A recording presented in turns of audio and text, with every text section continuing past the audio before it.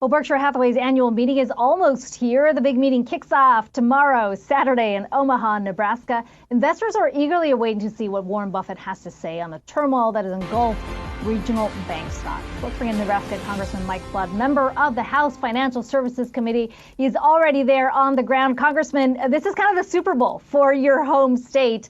Every year, you've got thousands of people going there to try and get a good sort of just a piece of investing advice here from Warren Buffett. What are you looking to hear? Well, obviously, we celebrate and have celebrated the success of Warren Buffett and all of his investors for decades here in Nebraska. Nebraska's home to a lot of top 10, Fortune 500 companies. Today is a celebration of everything that Berkshire Hathaway has been able to do for investors. And what we look for from Warren Buffett is the stability and the common sense leadership that he provides in our markets. Every single year, you take away a couple of real nuggets from Warren Buffett, and he's careful not to share them much along the way throughout the rest of the year. And so we're looking forward to that. And I know that not just Nebraskans, but Americans and investors from across the world are converging on Omaha right now. And you're right, this is the financial services Super Bowl of America right now, and I'm in the middle of it.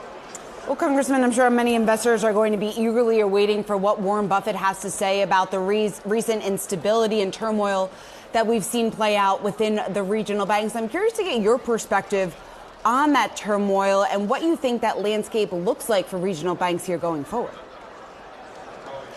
Well, one of the big strengths to the American financial system is that we have diversity in the types of financial institutions that we have.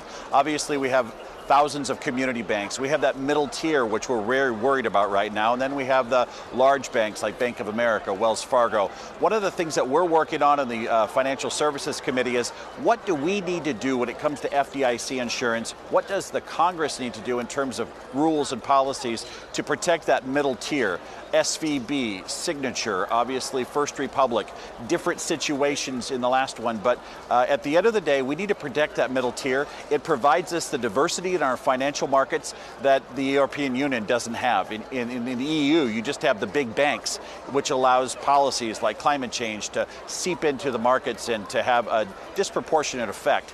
Here in the United States, we're very focused, and we're very focused under Patrick McHenry's leadership, protecting that middle tier and promoting diversity in our institutions.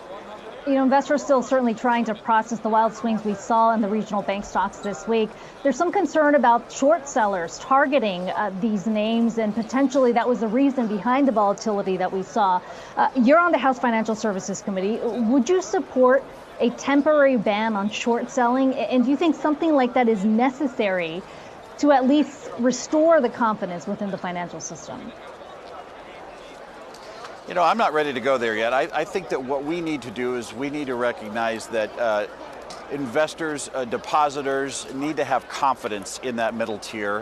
That was the issue that led us down the road with SVB and Signature Bank. We also recognize that we're in an environment now where the wrong tweet or digital information can cause a modern day bank run. Do we need to take some steps? Yes. I'm not convinced exactly what those steps are. I'm still sifting through the Fed's report, and I know as a committee, we've been off this week, and we're planning to meet next week and get more information and ultimately chart out a course that protects that middle tier of banks in the United States.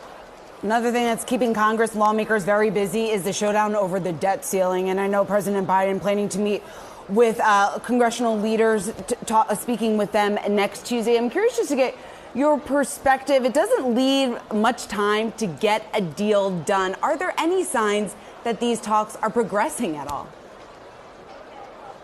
Well, if you would have told Americans 60 days ago that a majority of House Republicans could land on a debt ceiling plan, I think a lot of people would have been surprised. The fact that we got 217 votes to put everything together speaks about the unity we have in the House conference right now. The ball is clearly in President Biden's court. It's clearly in the Senate's court. We need them to act in the best interest of our nation. And there's never been a debt ceiling conversation that hasn't included talks about spending cuts. We have to look at both the short term and the long term. And that's our message from the House Financial Services Services Committee, we're committed to a responsible raise of the debt ceiling, but we also have to look at how we are mortgaging our children's future.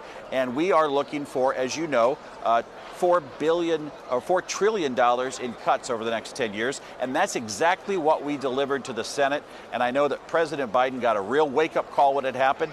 His spending has gotten us into this jam, and now he needs to figure out how we're going to lift this ceiling and work with the House Republicans to make it happen. Congressman, there are some reports out there that suggest there are a small handful of some of your Republican colleagues that are potentially considering a debt limit increase by a procedure that would essentially bypass House leadership. Where do you stand in that debate? And would you ultimately support a temporary increase in the debt limit to allow for further negotiations? I think what America's missing right now is that the Republican conference is united behind Speaker Kevin McCarthy's leadership.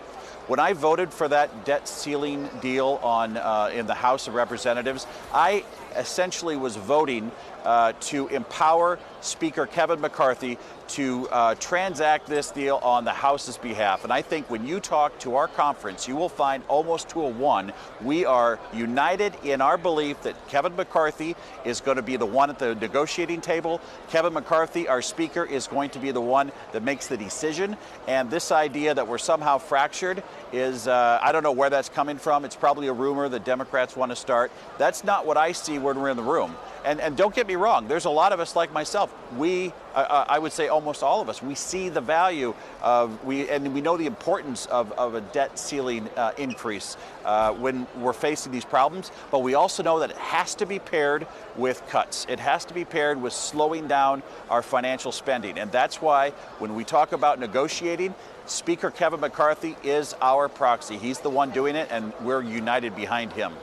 Well, we will see whether your party on the other side of the aisle is able to reach an agreement here in a timely fashion. Congressman Mike Flood, thanks so much for your time. Have a great time at the conference.